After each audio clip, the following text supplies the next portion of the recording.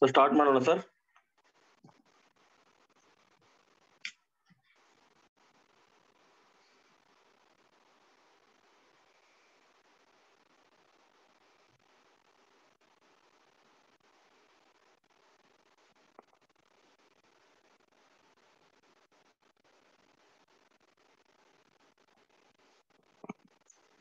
ಎಲ್ರಿಗೂ ಶುಭ ಮುಂಜಾನೆ. ಅಧಿವಕ್ತ ಪರಿಷತ್ ಕರ್ನಾಟಕ ವತಿಯಿಂದ ಸಿವಿಲ್ ನ್ಯಾಯಾಧೀಶರ ಮುಖ್ಯ ಪರೀಕ್ಷೆಗೆ ಏನ್ ತರಗತಿಯನ್ನು ಹಮ್ಮಿಕೊಂಡಿದ್ದೀವಿ. ಆ ತರಗತಿಗೆ ಮುಖ್ಯ ಉಪನ್ಯಾಸಕರಾಗಿ ಬಂದಂತ ವಸಂತ್ ಪಟವರ್ಧನ್ ಸರ್ಗೆ ಸ್ವಾಗತವನ್ನು ಕೋರ್ತಾ ಇದ್ದೀನಿ. ಅದೇ ರೀತಿಯಾಗಿ ಎಲ್ಲ ನನ್ನ ವಕೀಲ ಮಿತ್ರರಿಗೂ ಸಹ ಸ್ವಾಗತವನ್ನು ಕೋರ್ತಾ ಇವತ್ತಿನ ಈ ತರಗತಿಯನ್ನ ಪ್ರಾರಂಭ ಮಾಡ್ತಾ ಇದ್ದೀವಿ. ನಮಸ್ಕಾರ ಸರ್. Welcome sir. ಸ್ಟಾರ್ಟ್ ಮಾಡಬಹುದು. Okay, thank you. Very good morning to all of you.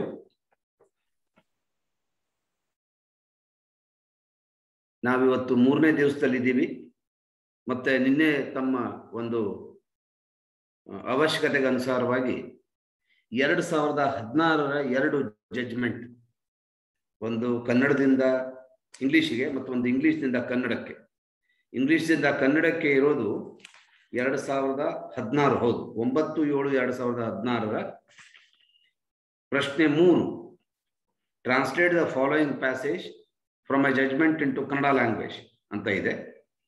ಅದು even without invoking the doctrines ಅಂತ ಏನು ಸ್ಟಾರ್ಟ್ ಆಗುತ್ತೆ ಅದು. ಮತ್ತೆ ಅದರ ಒಂದು ಕೊನೆಯ ಪ್ರಶ್ನೆ ಅನ್ಸುತ್ತೆ, ಕ್ವಶನ್ ನಂಬರ್ 6, 8A ನಿಯಮದ ಸರಳ ಶಾಸನಾತ್ಮಕ ಉಪಬಂಧಗಳ ಉಲ್ಲೇಖದೊಂದಿಗೆ ಅಂತ ಇದೆ, which has to be translated from Kannada to English. ಇವು ಎರಡನ್ನು ನಾವು ಇವತ್ತು ಪ್ರಯತ್ನ ಮಾಡೋಣ ಟ್ರಾನ್ಸ್ಲೇಟ್ ಮಾಡಲಿಕ್ಕೆ. ಯಾವಾಗ ನಮಗೆ ಯೂಶುವಲಿ ಅನ್ಸೋದು ಹೇಗೆ ಅಂದ್ರೆ, ಇಂಗ್ಲಿಷ್ ಟು ಕನ್ನಡ ಅಂತ ಏನ್ ಟ್ರಾನ್ಸ್ಲೇಷನ್ ಇರ್ತದೆ ಅದು ಸ್ವಲ್ಪ ಸುಲಭ ಅನ್ನಿಸ್ತದೆ. ಕನ್ನಡ ನಮ್ಮ ಮಾತೃಭಾಷೆಯಾಗಿರೋದ್ರಿಂದ ಇಂಗ್ಲಿಷನ್ನ ನಾವು ಅಲ್ಪ ಸ್ವಲ್ಪ ಅಲ್ಲಲ್ಲಿ ಕೇಳಿದ್ರಿಂದ ಇದು ಸುಲಭ ಹೌದೋ ಏನೋ ಅಂತ ಒಂದ್ಸರಿ ಅನಿಸ್ತದೆ. ಯಾಕೆಂದ್ರೆ ಕೆಲವೊಂದು ಇಂಗ್ಲಿಷ್ ಪದಗಳ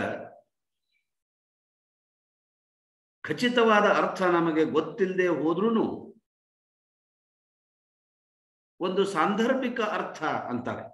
ನಾವು ಲೀಗಲ್ ಟರ್ಮಿನಾಲಜಿಯಲ್ಲಿ ಸರ್ಕಮ್ಸನ್ಸಿಯಲ್ ಅಂತ ಏನು ಉಪಯೋಗ ಮಾಡ್ತೀವಲ್ಲ, ಸರ್ಕಮ್ಸನ್ಸಿಯಲ್ ಎವಿಡೆನ್ಸ್ ಅಂತ, ಹಾಗಿಲ್ಲಿ ಸರ್ಕಮ್ಸನ್ಸಿಯಲ್ ಮೀನಿಂಗ್, ಈ ಸಂದರ್ಭದಲ್ಲಿ ಈ ಶಬ್ದ ಇದೇ ಅರ್ಥ ಹೊಂದಿರಬಹುದಲ್ಲ ಅಂತ ಒಂದು ಅಂದಾಜು ತೆಗಿಬಹುದಾಗಿದೆ ನಮ್ಮ ಭಾಷೆಯಲ್ಲಿ. ಯಾಕೆಂದ್ರೆ ನಮ್ಮ ಭಾಷೆಯಲ್ಲಿ ನಮಗೆ ಹಲವಾರು ಆಪ್ಷನ್ಸ್ ಅವೈಲಬಲ್ ಇರ್ತವೆ. ನಮ್ಮ ತಲೆಯಲ್ಲಿ ಚಿಕ್ಕವರಿದ್ದಾಗಿಂದ ಕೇಳಿ ತಿಳಿದು ಬೇಕಾದಷ್ಟು ಶಬ್ದ ಸಂಗ್ರಹವಾಗಿದೆ. ಅದೇ ನಾವು ಯಾವಾಗ ಕನ್ನಡದಿಂದ ಇಂಗ್ಲಿಷಿಗೆ ಟ್ರಾನ್ಸ್ಲೇಟ್ ಮಾಡ್ಲಿಕ್ಕೆ ಹೋಗ್ತೀವೋ ನಮಗೆ ಆ ತೊಂದರೆ ಎದುರಾಗ್ತದೆ. ಯಾವುದಾದ್ರೂ ಒಂದು ಕನ್ನಡದಲ್ಲಿ ನಿಷ್ಪಕ್ಷವಾಗಿ ಅಂತ ಕೊಟ್ಬಿಟ್ರೆ ಅಥವಾ ಏನೋ ಒಂದು ಶಬ್ದ ಕೊಟ್ಬಿಟ್ರೆ ಇದರ ಇಕ್ವಿವಾಲೆಂಟ್ ಇಂಗ್ಲಿಷ್ ಏನು ಅಂತ ಹುಡುಕೋದು ಕಷ್ಟ ಆಗ್ತದೆ. ಅಂದ್ರೆ ಅಥವಾ ನೆನಪಿಸ್ಕೊಳ್ಳೋದು, ಹುಡುಕೋದು ಅಂದ್ರೆ at the time of exam ನಿಮಗೆ ಹುಡುಕೋ ಚಾನ್ಸ್ ಇರುವುದಿಲ್ಲ. You will not have a dictionary with you. ಹುಡುಕೋ ಚಾನ್ಸ್ ಇರುವುದಿಲ್ಲ. ಅದು ನಿಮ್ಮ ತಲೆಯಲ್ಲಿ ಇರಬೇಕಲ್ಲ, ನಿಮಗೆ ನೆನಪಾಗಬೇಕು. ಆವಾಗ ನಮಗೆ ಆ ಶಬ್ದ ಸಂಗ್ರಹದ ಕೊರತೆ ಕಂಡು ಬರ್ತದೆ. ಇದರ ಆಪ್ಷನ್ಸ್ ಇಲ್ಲ, ಇದು ಇರ್ಬೋದಾ ಅದು ಇರ್ಬೋದಾ ಅಂತ. ವೆರಿ ನಿಯರ್ ವರ್ಡ್ ಅಥವಾ ನಾವೇನಾದ್ರು ಶಬ್ದ ಹಾಕೋದು ತಪ್ಪಿಬಿಡ್ತೀವಿ. ಆವಾಗ ಆ ಇದು ನಮ್ಮ ಟ್ರಾನ್ಸ್ಲೇಷನ್ ವರ್ಕ್ ಅಷ್ಟೊಂದು ಸರಿಯಾದ ರೀತಿಯಲ್ಲಿ ಬರುವುದಿಲ್ಲ. ಎರಡನೇದಾಗಿ ಇಂಗ್ಲಿಷ್ ಟು ಕನ್ನಡ ಅಂತ ನಮ್ಮ ಹತ್ರ ಡಿಕ್ಷನರಿ ಇದೆ. ಕನ್ನಡ ಟು ಇಕ್ವಿವಾಲೆಂಟ್ ಇಂಗ್ಲಿಷ್ ಈ ಡಿಕ್ಷನರಿಗಳು ನಮ್ಮ ಮನೆಯಲ್ಲಿರುವುದು ಕಡಿಮೆ. ಅಂಗಡಿಯಲ್ಲಂತೂ ಇದೆ, it's available in the market. ಆದರೆ ನಮ್ಮ ಮನೆಗಳಲ್ಲಿ ನಾವು ಇಟ್ಕೊಂಡಿರೋದು ಕಡಿಮೆ. ಅಂದ್ರೆ Kannada to English, English to Kannada ಇಟ್ಕೊಂಡಿರ್ತೀವಿ ಎಲ್ಲರೂ ನಾವು. ಸೊ ಹೀಗಾಗಿ ಆದರೆ by the grace of Google ಅದು ಇವತ್ತು ಸಾಧ್ಯ ಆಗಿದೆ. ಗೂಗಲ್ಲಿಗೂ ಮತ್ತು ನಮ್ಮ ಈ ಡಿಕ್ಷನರಿಗಳಿಗೂ ಏನು ವ್ಯತ್ಯಾಸ ಮುಖ್ಯ ಅಂದ್ರೆ, ನನ್ನ ಮೇಷ್ಟ್ರು ಹೇಳ್ತಾ ಇದ್ರು, we should Hunt the dictionary ಅಂತ. ಅಂದ್ರೆ ಒಂದು ಶಬ್ದವನ್ನು ಹುಡುಕ್ಲಿಕ್ಕೆ ನಾವೇನು ಪ್ರಾರಂಭ ಮಾಡ್ತೀವಿ, ಈಗ ನಮಗೆ ಯಾವುದೋ ಒಂದು ಕ್ಲೇಮ್ ಅಂತ ಶಬ್ದ ಬೇಕು, CLAIM ಕ್ಲೇಮ್ ಅಂದ್ರೆ ಏನು ಅಂತ ಹೇಳಿ. ಸೊ ನಾವು ತಕ್ಷಣ ಕ್ಲೇಮ್ ತೆಗಿಲಿಕ್ಕೆ ಆಗುದಿಲ್ಲ ಡಿಕ್ಷನರಿಯಲ್ಲಿ. ನಾವು ಹುಡುಕ್ಬೇಕಾದ್ರೆ ಮೊದಲೇ ಸಿ ತೆಗಿತೀವಿ, ಆಮೇಲೆ CL ಬರುತ್ತೆ ಸಾರಿ ಅಂತ ತೆಗಿಲಿಕ್ಕೆ ಹೋಗ್ತೀವಿ. ಆ ಸಮಯದಲ್ಲಿ ಏನಾಗ್ತದೆ ಅಂದ್ರೆ ನಮಗೆ ಬೇಡವಾಗಿದ್ರೂ without our permission or conscious ನಮಗೆ ಕೆಲವೊಂದು ಶಬ್ದಗಳು ಕಣ್ಣಿನ ಮೇಲೆ ಬೀಳ್ತಾ ಹೋಗ್ತವೆ, ಅದರ ಮೀನಿಂಗ್ಸ್ ಕಾಣ್ತಾ ಹೋಗ್ತವೆ, and they start getting added up to our memory. Intentionally ಓದಿದ್ರಂತೂ ಬಹಳನೇ ಒಳ್ಳೇದು, ಆದ್ರೆ ಹೀಗೆ ಕಣ್ಣಿನ ಮೇಲೆ ಬೀಳೋದು ಅಂತಾರಲ್ಲ, ನಜರಿಗೆ ಬರೋದು, ಹಾಗಾಗ್ತಾ ಆಗ್ತಾ ಶಬ್ದಗಳ ಸಂಗ್ರಹ ಹೆಚ್ಚಾಗ್ತಾ ಹೋಗ್ತದೆ. ಗೂಗಲ್ ನಲ್ಲಿ ಏನಾಗುತ್ತೆ, ನೀವೇನ್ ಕೇಳ್ತೀರೋ ಅದು ಅಷ್ಟೇ ಹೇಳ್ತದೆ. ನೀವೇನಾದ್ರು ತಪ್ಪು ಸ್ಪೆಲ್ಲಿಂಗ್ ಹಾಕಿದ್ರೆ ತಪ್ಪು ಅಂತದೆ, ಅಥವಾ ನೀವೇನಾದ್ರು ತಪ್ಪು ಸ್ಪೆಲ್ಲಿಂಗ್ ಹಾಕಿದ್ರೆ ಉಚ್ಚಾರ ಅದೇ ಇರ್ತದೆ, ನಮಗೆ ಸ್ಪೆಲ್ಲಿಂಗ್ ಗೊತ್ತಿರೋದಿಲ್ಲ, ಅದೇನೋ ಬೇರೆ ಹೇಳ್ತದೆ. ಸೊ ಈ ರೀತಿ ಈ ಡಿಕ್ಷನರಿಯ ಉಪಯೋಗಗಳನ್ನು ನಾವು ಸರಿಯಾಗಿ ಮಾಡಿಕೊಂಡದ್ದೇ ಆದರೆ ನಮ್ಮ ಶಬ್ದ ಸಂಗ್ರಹ ಈ ಟ್ರಾನ್ಸ್ಲೇಷನ್ ಅಥವಾ ಯಾವುದೇ ಭಾಷೆಗೆ ಅನ್ಕೊಳ್ಳಿ, ಇದು ನಮಗೆ ಬೇಕೇ ಬೇಕು. It is very important. ಅದು ಇಲ್ಲದೇನೆ ನಮಗೆ ಮಾಡಲಿಕ್ಕೆ ಆಗೋದಿಲ್ಲ, ಮತ್ತೆ ಯಾವುದೇ ಒಂದು ವಿಷಯವನ್ನು ಗ್ರಹಿಸ್ಲಿಕ್ಕೂ ಆಗೋದಿಲ್ಲ. ಇಲ್ಲಿ ಬರುವಂಥ ಒಂದು ತೊಂದರೆ ಅಂದ್ರೆ ನಮ್ಮ ಆಲಸ್ಯ, ಅಲಗರ್ಜಿತನ ಆಲಸ್ಯ ಅಂತ. ಏನು, ಈ ಶಬ್ದಗಳು ಬರ್ತಾವೆ ನಮ್ಮ ಎದುರಿಗೆ, ನಾವು ಅದನ್ನ ಸ್ಕಿಮ್ ಹೋಗ್ಲಿ ಬಿಡಪ್ಪ ನೋಡೋಣ ಅಂತ ಹೇಳಿ ಮುಂದೆ ಹೋಗ್ಬಿಡ್ತೀವಿ. ಹಾಗೆ ಮಾಡ್ದೇನೆ ಪೇಷನ್ಸ್ ಇಟ್ಕೊಂಡು ತಾಳ್ಮೆಯಿಂದ ಶಬ್ದಗಳನ್ನು ಹುಡುಕಿ ತೆಗೆದು ಅವುಗಳನ್ನ ನಿಮಗೆ ಫಸ್ಟ್ ಟೈಮ್ ಬಂದಾಗ ಎಲ್ಲರೂ ಬರ್ಕೊಂಡು ಅದರ ಅರ್ಥ ಸ್ಪೆಲ್ಲಿಂಗು ಎಲ್ಲಾನು ಗಟ್ಟಿ ಮಾಡಿದ್ದೆ ಆದರೆ they help you a lot. They come very handy at the time of translation. ಮತ್ತು ನಾನು ಹೇಳಿದ್ದೀನಿ, ಇದು ಶಬ್ದ ಸಂಗ್ರಹ ಜೀವನಿಡೀ ಕೆಲಸ, ಇದಕ್ಕೆ ಅಂತ್ಯ ಇಲ್ಲ. ಗ್ರಾಮರಿಗಿದೆ, ಶಬ್ದ ಸಂಗ್ರಹಕ್ಕಿಲ್ಲ. Okay, with this introduction let us try. ನಾನು ಕ್ವಶನ್ ನಂಬರ್ 3, ಈ ಕೆಳಕಂಡ ತೀರ್ಪಿನ ಭಾಗವನ್ನು ಕನ್ನಡ ಭಾಷೆಗೆ ಅನುವಾದಿಸಿ ಅಲ್ಲಿಂದ ಪ್ರಾರಂಭ ಮಾಡ್ತೀನಿ. ನೀವು ಅದನ್ನ ತೆಗೆದಿಟ್ಕೋಬಹುದು. ಇದು ನಮ್ಮ ಇಸ್ಟೋಪೆಲ್ ಪ್ರಿನ್ಸಿಪಲ್ ಮೇಲಿದೆ. ಸೊ ಜಡ್ಜ್ಮೆಂಟ್ಗಳನ್ನ ನಾನು ಹೇಳ್ತಾ ಇದ್ದೆ. ಜಡ್ಜ್ಮೆಂಟ್ಗಳು ಯಾಕೆ ಸ್ವಲ್ಪ ಕಠಿಣ ಅನಿಸ್ತದೆ ಅಂದ್ರೆ ಅಲ್ಲಿ ಕಥೆ ಬರೆದಿರುವುದಿಲ್ಲ, ಅಲ್ಲಿ ಸಾಮಾನ್ಯವಾದ ಭಾಷೆಯ ಪ್ರಯೋಗ ಆಗಿರುವುದಿಲ್ಲ, ಅಲ್ಲಿ ನಿಖರವಾಗಿ ನಮ್ಮ ಕಾನೂನಾತ್ಮಕ ವಿಷಯನೇ ಚರ್ಚೆ ಮಾಡಲಾಗ್ತದೆ, ಮತ್ತೆ ಅಷ್ಟೇ ಇರ್ತದೆ. ಲೈಕ್ ಅ ಬೇರ್ ಆಕ್ಟ್ ಅಂತೀವಲ್ಲ, ಆಗಿರ್ತದೆ. ಅದಕ್ಕೆ ಮತ್ತು ಈ ಜಡ್ಜ್ಮೆಂಟ್ಗಳ ಭಾಗವನ್ನುಗಳನ್ನು ಏನು ಆರಿಸಿರ್ತಾರೋ ಅವುಗಳಲ್ಲಿ ಹಾಗಿರ್ತದೇನೋ, ಅವರು ಬೇರ್ ಆಕ್ಟ್ ಅನ್ನ ಎಲ್ಲಿ ರಿಫ್ಲೆಕ್ಟ್ ಮಾಡಿದ್ದಾರೆ ಅದೇ ಭಾಗವನ್ನ ನಮಗೆ ಪ್ರಶ್ನೆಯಾಗಿ ಕೊಟ್ಟಿರ್ತಾರೆ. ಓಕೆ, ನಾನು ಮೊದಲೇ ಲೈನ್ ಓದ್ತೀನಿ. ನಿನ್ನೆ ನಾನು ರೆಫರೆನ್ಸ್ ಕೊಟ್ಟಿದ್ದೆ, simple, compound and complex sentences ಅಂತ ಹೇಳಿ.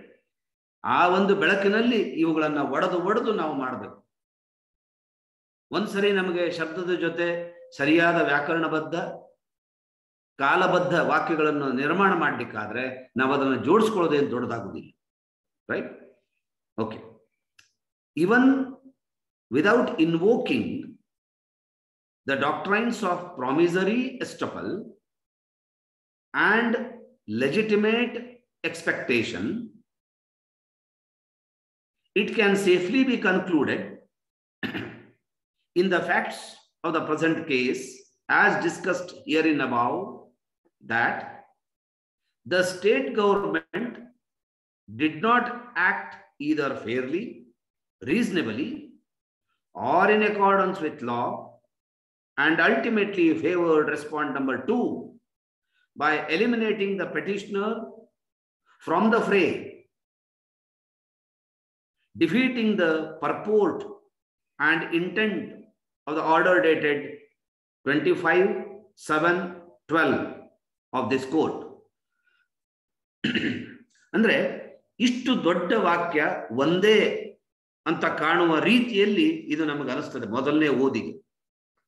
ಇದು ಇಷ್ಟು ದೊಡ್ಡ ಒಂದು ಪ್ಯಾರಾನೇ ಇದೆ. ಇದು ನಮ್ಮ ಒಂದು ವಾಕ್ಯ, ಇದನ್ನು ಹೆಂಗೆ ನಾವು ಕನ್ವರ್ಟ್ ಮಾಡಬೇಕು ಅಂತ. ಸೊ ನಾನು ನಿಮಗೆ ಅದೇ ಹೇಳ್ತಾ ಇದ್ದೆ ಯಾವಾಗಲೂ.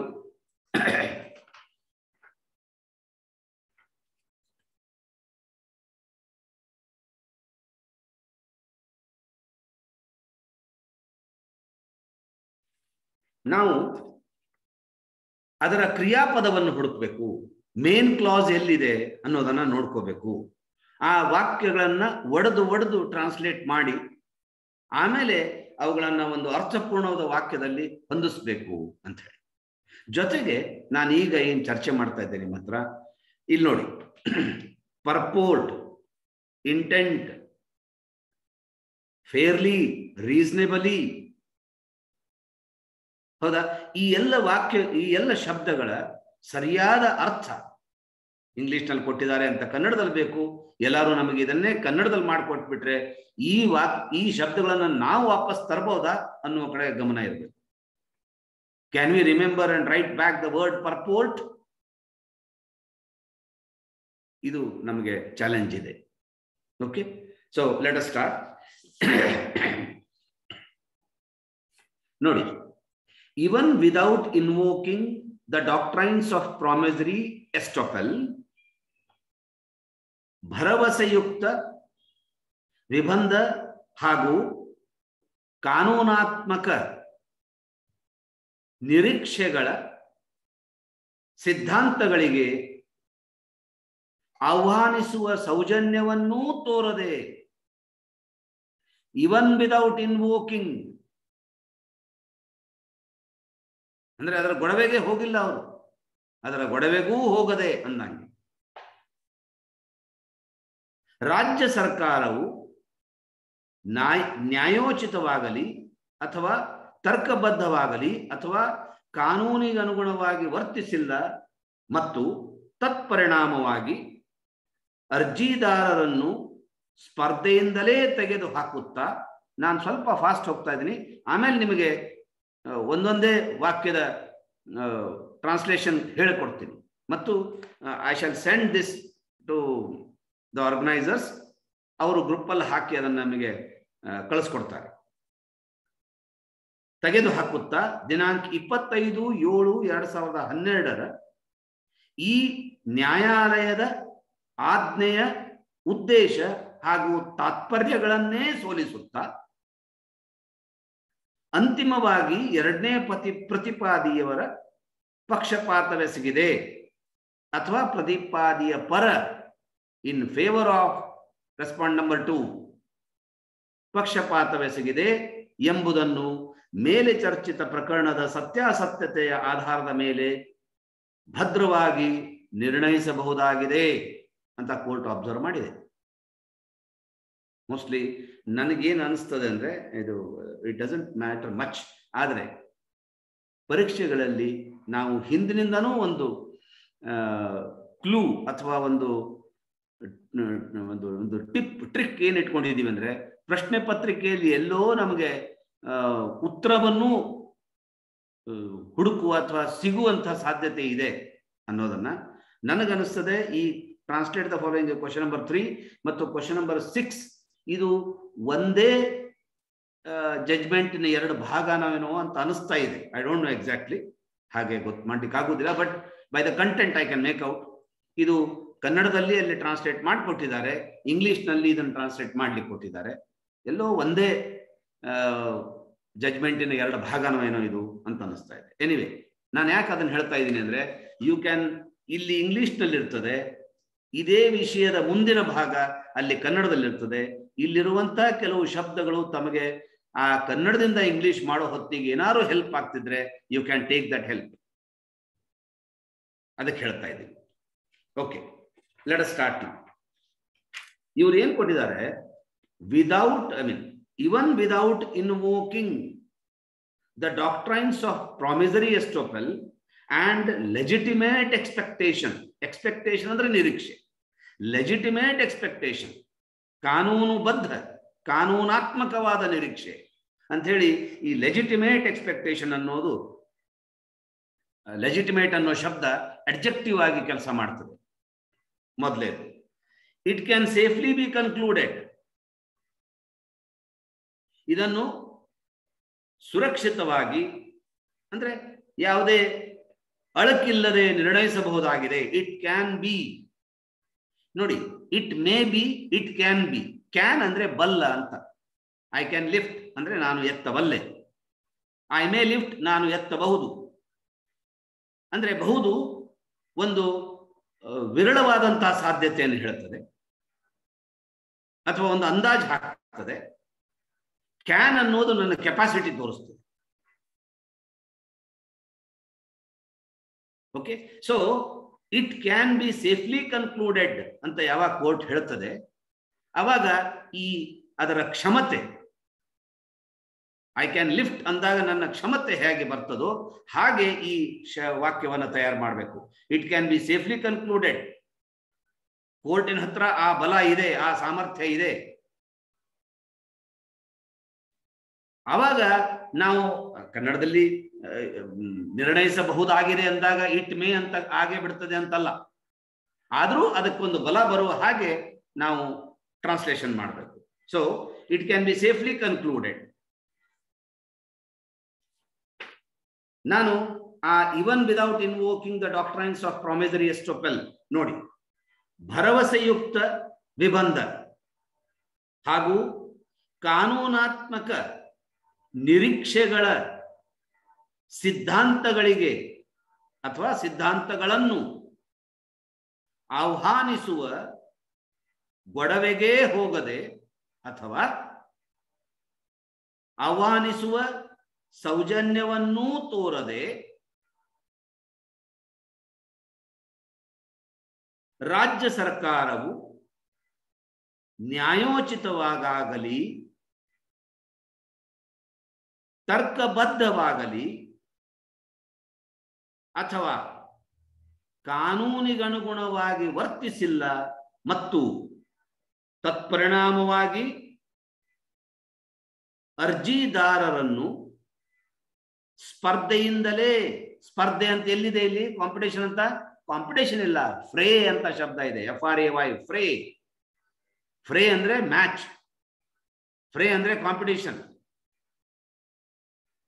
So taking out of fray, so ಸ್ಪರ್ಧೆಯಿಂದಲೇ ತೆಗೆದು ಹಾಕುತ್ತಾ ದಿನಾಂಕ 25/7/12 ಈ ನ್ಯಾಯಾಲಯದ ಆಜ್ಞೆಯ ಉದ್ದೇಶ ಹಾಗೂ ತಾತ್ಪರ್ಯಗಳನ್ನೇ,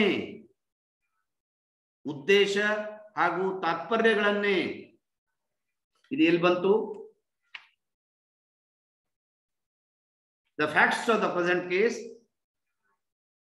as discussed here in above, that the state government did not either fairly or reasonably or in accordance with law ultimately favored Disbandment 2, eliminating the petitioner from pay, defeating the purport and intent. Purport and intent ನಾನು ಅವಾಗ ಏನು ಹೇಳ್ತಾ ಇದ್ದೆ, ಅದು ಇದು. Intent ಉದ್ದೇಶ, purport ತಾತ್ಪರ್ಯ.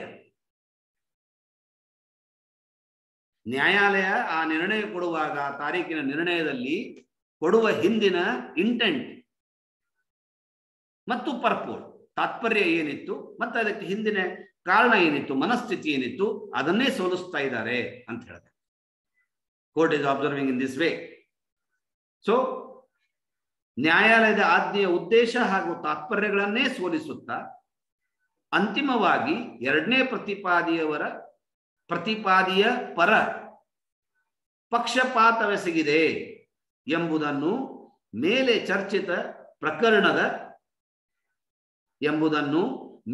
ಚರ್ಚಿತ ಪ್ರಕರಣದ ಸತ್ಯಾಸತ್ಯತೆಯ ಆಧಾರದ ಮೇಲೆ, ಸತ್ಯಾಂಶದ ಬೆಳಕಲ್ಲಿ, ಇನ್ ದ ಲೈಟ್ ಆಫ್ ಅಂದಂಗೆ,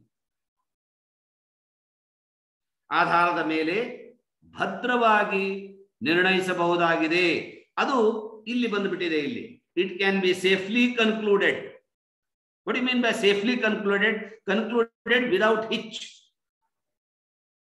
ಯಾವುದೇ ಅಳಕಿಲ್ಲದೆ ನಿರ್ಣಯಿಸಬಹುದಾಗಿದೆ, ನಿರ್ಣಯಿಸಬಲ್ಲುದಾಗಿದೆ ಈ ನ್ಯಾಯಾಲಯ ಅಂದಾಗ. ಸೊ ಇದನ್ನ ನಾವು ಒಂದೊಂದೇ ತುಣುಕಾಗಿ, ನಾನು ಅದೇ ಹೇಳ್ತಾ ಇದ್ದೆ, ಇಂಗ್ಲಿಷ್ನಲ್ಲಿ ಕರ್ತೃ ಆದ ತಕ್ಷಣ ಕ್ರಿಯಾಪದ ಬರುತ್ತೆ, ರಾಮ ಗೋಸ್ ಅಂತ. ಸೊ ಈ ಇಡೀ ವಾಕ್ಯದ ಅಂತ್ಯ ಅಥವಾ ಕ್ರಿಯಾಪದ ಇಲ್ಲದೆ it can B concluded. What can be concluded? What can be concluded? ಇದು ಇವರು ಈ ತರಹ ಕೋರ್ಟಿನ ಎಲ್ಲ ತಾತ್ಪರ್ಯ ಇಂಟೆಂಟ್ ಅನ್ನ ಗಾಳಿಗೆ ತೂರಿ ಕಡೆಗಣಿಸಿ ಒಂದು ನಿರ್ಣಯ ತಗೊಂಡಿದ್ದಾರೆ ಮತ್ತು ಪ್ರತಿವಾದಿ ಎರಡನ್ನ ಹೊರಗೆ ಹಾಕಿದ್ದಾರೆ ಎಂಬುದನ್ನ ನಿರ್ಣಯಿಸಿ. ಇದೆಲ್ಲ ಕಥೆ ಏನು ಇತ್ತು, ಇದು ಕನ್ನಡದಲ್ಲಿ ಆಮೇಲೆ ಬಂತು, ಆದರೆ ಇಂಗ್ಲಿಷ್ನಲ್ಲಿ ಮೊದಲೇ ಬಂತು. ಈ ಡಿಫರೆನ್ಸ್ ನಾನು ಹೇಳ್ತಾ ಇದ್ದೆ ಯಾವಾಗಲೂ. ರಾಮ ಕಾಡಿಗೆ, ಈ ಕಾಡಿಗೆ ಅನ್ನುವ ಕರ್ಮ ಏನಿದೆ ಇದು ಕನ್ನಡದಲ್ಲಿ ಆಮೇಲೆ ಬರುವಂಥದ್ದು. ಸೊ ಅದರ ಕಡೆ ಗಮನ ಕೊಡಬೇಕು, ಅಂದ್ರೆ ವಾಕ್ಯ ರಚನೆ ಸರಿ ಆಗ್ತದೆ. ಓಕೆ, ಸೊ ಇದನ್ನು ನೋಟ್ ಮಾಡ್ಕೊಂಡಿದ್ದೀರಿ ಅಂತ ತಿಳ್ಕೊತೀನಿ ನಾನು. From defeating the purport and intent of the order number so and so, quote. Now, that, however, does not mean that, however, does not mean that, nodi, bandbidtu, does not mean that, anta. That doesn't mean that, andange. ಅಂದ್ರೆ ಅದರ ಅರ್ಥ ಹೀಗಲ್ಲಪ್ಪ ಅಂತ ಹೇಳ್ಬಿಟ್ರು ಅವರು. ಆದ್ರೆ ಇದನ್ನೇ ನಾವು ಕನ್ನಡದಲ್ಲಿ ಮಾಡ್ಬೇಕಾದ್ರೆ ಅದರ ಅರ್ಥ ಹೀಗಲ್ಲ ಅನ್ನುವುದು ನಮಗೆ ಕೊನೆಗೆ ಬರ್ತದೆ ಕನ್ನಡದಲ್ಲಿ. So that however does not mean that the land in question, ನೋಡೋಣ ತಪ್ಪಬಾರದು, that does not mean that, sorry, the petitioner was as a matter of right entitled to the grant of lease of the land in question, comma, but he was certainly entitled to consideration on merits of his application. Therefore, ಇಲ್ಲಿ ಈ ವಾಕ್ಯ ರಚನೆ ಸ್ವಲ್ಪ ತಪ್ಪಿದೆ ಅಂತ ನನಗೆ ಅನಿಸ್ತದೆ. ಯಾಕೆಂದ್ರೆ either to test the examining the aspirant or might have happened, ತಪ್ಪು ಆಗಿರಬಹುದು. ಏನಂದ್ರೆ ಇಲ್ಲಿ ಒಂದೇನು ಶಬ್ದ ಅಕಾರ್ಡಿಂಗ್ಲಿ ಮತ್ತೆ ದೇರ್ ಫೋರ್ ಮಧ್ಯದಲ್ಲಿ ಒಂದೇನೋ ಫುಲ್ ಸ್ಟಾಪ್ ಬಂದ್ಬಿಟ್ಟಿದೆ. ಆ ದೇರ್ ಫೋರ್ ಅನ್ನುವ ಸ್ಪೆಲ್ಲಿಂಗೂ ಸರಿಯಾಗಿಲ್ಲ. ಅವಾಗ ಅನಿಸ್ತದೆ ಎಲ್ಲೋ ಟೈಪಿಂಗ್ ಒಂದು ತೊಂದರೆ ಆಗಿದೆ ಅಂತ. But doesn't matter much and neither we have got an authority to question them back. ನಾನು ಯಾವಾಗಲೂ ಹೇಳ್ತಾ ಇರ್ತೀನಿ, examination is a principle, athwa what principle should we follow in the examination is march of the light brigade antarla. That is not to reason why, there is not to reason why, there is but to do and die. ಹಿಂಗ್ಯಾಕೆ ಹಂಗ್ಯಾಕೆ ಇದು ಸರಿ ಹಂಗಲ್ಲ, ನಮಗೆ ಸರಿ ಅನಿಸ್ತಾ ಇದೆಯಲ್ಲ, ನಾವೊಂದು ಅರ್ಥಪೂರ್ಣವಾದ ಉತ್ತರವನ್ನು ಕೊಡಬಹುದು, ಅದನ್ನು ನಾವು ಮಾಡಬೇಕು. ಸೊ ಇಲ್ಲಿ that, however, does not mean that the petitioner was, as a matter of right, entitled to the grant of lease of the land in question.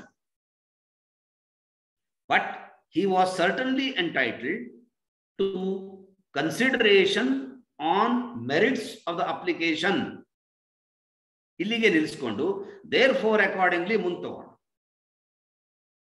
Only for the ease of translation. Right, ನೋಡಿ ಏನಾಗಬೇಕು, ಅದರ ಅರ್ಥ ಏನು, ಭದ್ರವಾಗಿ ನಿರ್ಣಯಿಸಬಹುದಾಗಿದೆ. ಅದರ ನಂತರ ಅವರು ನಿಮಗಿದನ್ನ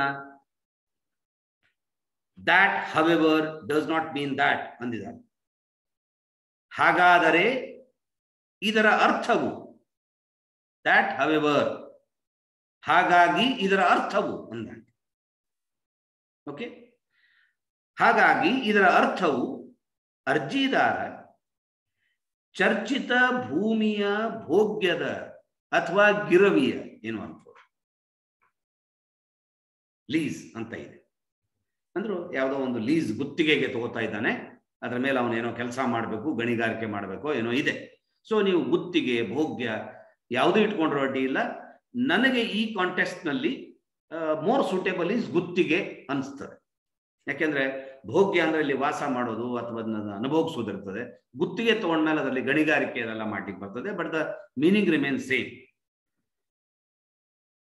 so ಚರ್ಚಿತ ಭೂಮಿಯ ಗುತ್ತಿಗೆಯ ಹಕ್ಕನ್ನು ತನ್ನ ಹಕ್ಕಿನ ರೂಪದಲ್ಲಿ ಪಡೆಯಲು ಅರ್ಹನಾಗಿದ್ದಾನೆ ಎಂದೇನೂ ಅಲ್ಲ. ಆದರೆ ಅವನ ಅರ್ಜಿಯು ಅಥವಾ ಅವನ ಅರ್ಜಿಯನ್ನು ಅರ್ಹತೆಯ ಆಧಾರದ ಮೇಲೆ ಪ್ರತಿಫಲಕ್ಕೆ ಖಂಡಿತವಾಗಿ ಅರ್ಹನಾಗಿದ್ದಾನಂತೂ ನಿಜ. ಏನ್ ಕೊಡಿದಾರ ಅವರು? ಅವನಿಗೇನು ಒಂದು ಕನ್ಸಿಡರೇಷನ್ ಬರಬೇಕಾಗಿತ್ತು ಅದಂತೂ ಹೌದು. ಆದ್ರೆ ಅವನು ತನ್ನ ಗುತ್ತಿಗೆಗೆ ಅರ್ಹನಾಗಿದ್ದ ಅಂತ ಈ ಸ್ಟೇಟ್ಮೆಂಟ್, ಯಾವ ಸ್ಟೇಟ್ಮೆಂಟು? ಮೇಲಿನ ಸ್ಟೇಟ್ಮೆಂಟ್ ಅಲ್ಲ, ಹೇಳ್ತಾ ಇಲ್ಲ ಅಂತ ಹೇಳ್ತಾ ಇದ್ದಾರೆ. ಸೊ ನಾನು ಇನ್ನೊಂದ್ಸರಿ ಅದನ್ನ ಇಂಗ್ಲಿಷ್ ರಿಪೀಟ್ ಮಾಡ್ತೀನಿ, then I shall repeat the Kannada. That however does not mean that the petitioner was as a matter of right, ಹಕ್ಕಿನ ರೂಪದಲ್ಲಿ as a matter of right entitled to the grant of lease, ಗುತ್ತಿಗೆ ಅವನೇ ಹೋಗಬೇಕು ಅಂತ ಹಕ್ಕು ಪ್ರತಿಪಾದಿಸುವ ರೀತಿಯಲ್ಲಿ ಅದೇನು ಹೇಳ್ತಾ ಇಲ್ಲ. Grant of lease of the land in question, but he was certainly entitled to the consideration of merits of his application. So ಇದನ್ನ ನೀವು ಬರ್ಕೋಬಹುದು. ಮತ್ತು ನಾನು ಹೇಳಿದ್ದೀನಿ, you can improve upon this also. Improvement is a lifetime process. ನೋಡಿ, ಹಾಗೂ ಇದರ ಅರ್ಥವು, ಹಾಗಾಗಿ, ಹಾಗಾದರೆ ಇದರ ಅರ್ಥವು, ಹಾಗೆಂದರೆ ಇದರ ಅರ್ಥವು, ಹೇಗೂ ಮಾಡ್ಬೋದು. ನಾನು ಹಾಗಾಗಿ ಅಂತ ಮಾಡಿದ್ದೀನಿ. ಹಾಗಾಗಿ ಇದರ ಅರ್ಥವು ಅರ್ಜಿದಾರ ಚರ್ಚಿತ ಭೂಮಿಯ ಭೋಗ್ಯದ ಹಕ್ಕನ್ನು ಒಂದು ಹಕ್ಕಿನ ರೂಪದಲ್ಲಿ ಪಡೆಯಲು ಅರ್ಹನಾಗಿದ್ದಾನೆ ಎಂದಂತೂ ಅಲ್ಲ. ಆದರೆ ಅವನ ಅರ್ಜಿಯ ಅರ್ಹತೆಯ ಆಧಾರದ ಮೇಲೆ ಅವನು ಪ್ರತಿಫಲಕ್ಕೆ ಖಂಡಿತವಾಗಿಯೂ ಅರ್ಹನಾಗಿದ್ದಂತೂ, ಆ ತೂ ದೊಡ್ಡದು, ಆಗಿದ್ದಂತೂ ನಿಜ. ಓಕೆ. ಸೊ ಕೋರ್ಟ್ ಇಲ್ಲಿ ಒಂದನ್ನ ಡಿನೈ ಮಾಡ್ತಾ ಇದೆ, ಒಂದನ್ನ ಸಮರ್ಥಿಸ್ತಾ ಇದೆ. ಅವನಿಗೆ ಪ್ರತಿಫಲ ದೊರೆಯಬೇಕು, ಕನ್ಸಿಡರೇಷನ್ ಹೌದು, ಅವನಿಗೆ ಹಕ್ಕಿತ್ತು, ಸುಳ್ಳು, ಹೀಗೆ ಹೇಳಲಿಕ್ಕೆ ಈ ವಾಕ್ಯವನ್ನು ಬಳಸಿದ್ದಾರೆ.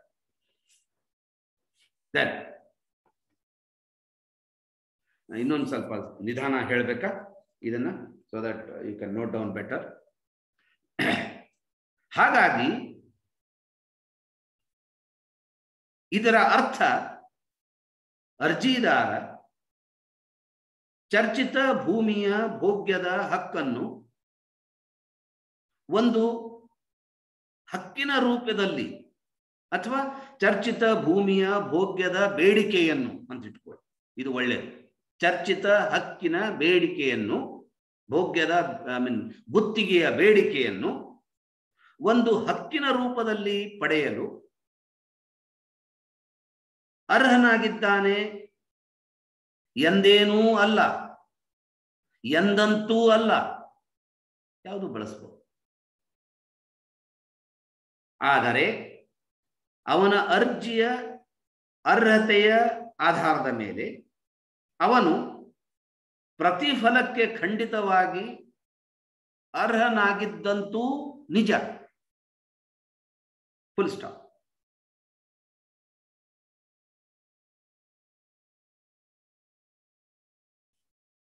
ಅವನ ಅರ್ಜಿಯ ಅರ್ಹತೆಯ ಆಧಾರದ ಮೇಲೆ ಅವನು ಪ್ರತಿಫಲಕ್ಕೆ ಖಂಡಿತವಾಗಿ ಅರ್ಹನಾಗಿದ್ದಂತೂ ನಿಜ.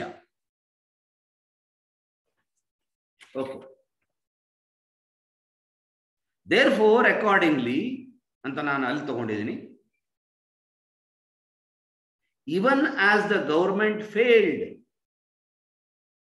to either record reasons for treating the petitioner's case as a special case.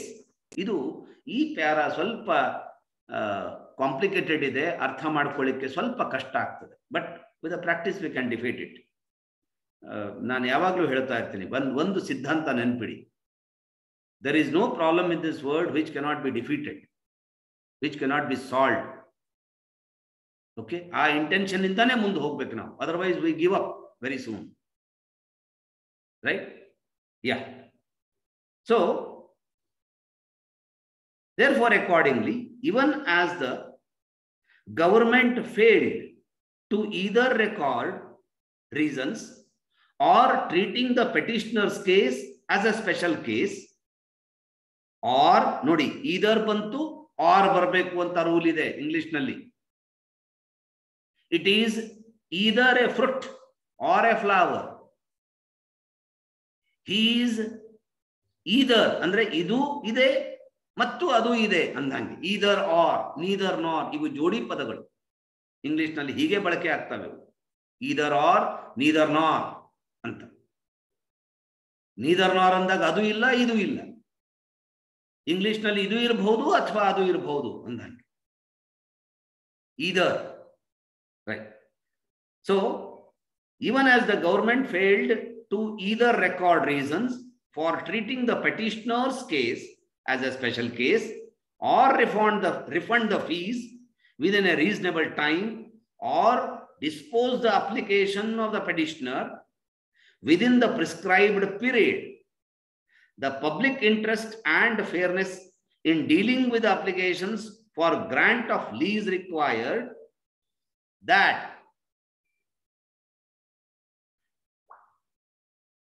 while deciding the applications for grant of lease, the competent authority ought to have recorded the reasons for keeping and showing the petitioner's application as pending or not refunding the fees. ಇಲ್ಲಿ ಒಂದು semicolon ಹಾಕೊಂಡಿದ್ದಾರೆ. ಅಂದ್ರೆ ಇಲ್ಲಿವರೆಗೂ ಒಂದು ವಿಚಾರವನ್ನು ವ್ಯಕ್ತಪಡಿಸ್ತಾ ಇದ್ದೀವಿ, ಇದರ ನಂತರ ಒಂದು ವಿಚಾರವನ್ನು ವ್ಯಕ್ತಪಡಿಸ್ತಾ ಇದ್ದೀವಿ ಅಂತ. Semicolon tells that it is not a full point. It is a pause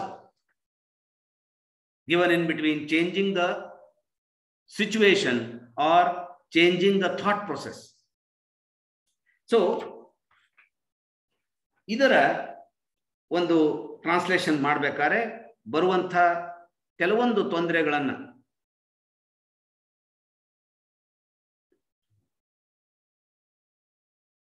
okay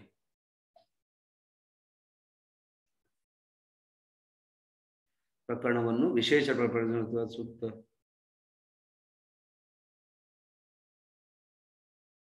ಅಂತೇನು ಅಲ್ಲ.